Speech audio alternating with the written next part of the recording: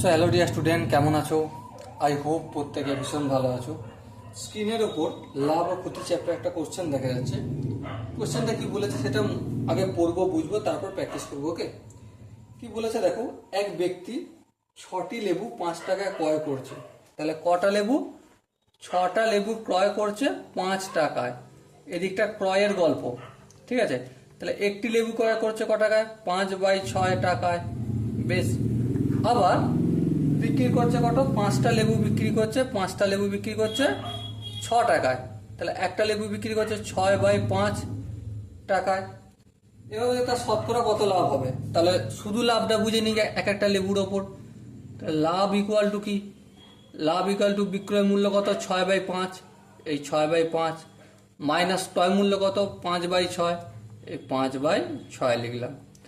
সব 5 আর 6 লসাগু কত? 5 6 30। 30কে 5 দিয়ে ভাগ করলে 6, 6কে 6 দিয়ে গুণ করলে 6 6 36 মাইনাস 30কে 6 দিয়ে ভাগ করলে 5, 5কে 5 দিয়ে গুণ করলে 5 5 25। তাহলে 36 থেকে যদি আমি 25 বিয়োগ করি আলটিমেট কত পাবো? 11। আর নিচে যেমন 30 টাকা থাকলো, এত টাকা। ঠিক আছে। শতকরা লাভ, শতকরা লাভ, শতকরা লাভে কি হয়?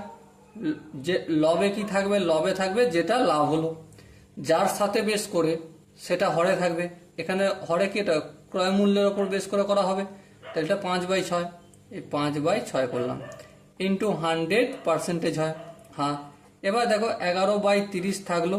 এখানে 5/6 আছে, এটা ভাগ চিহ্ন ছিল, গুণ চিহ্ন করেছি, তাই 6/5 করলাম, ইন্টু 100%। বেশ। 6 1 6, 5 6 30, 5 1 5, 5 20 100, 5 1 5, 4 5 20। তাহলে 4কে 11 দিয়ে গুণ করলে 44%। ওকে, সো এখানে লাভ কত হলো? 44%। দেখো অপশনে, option D is the right option.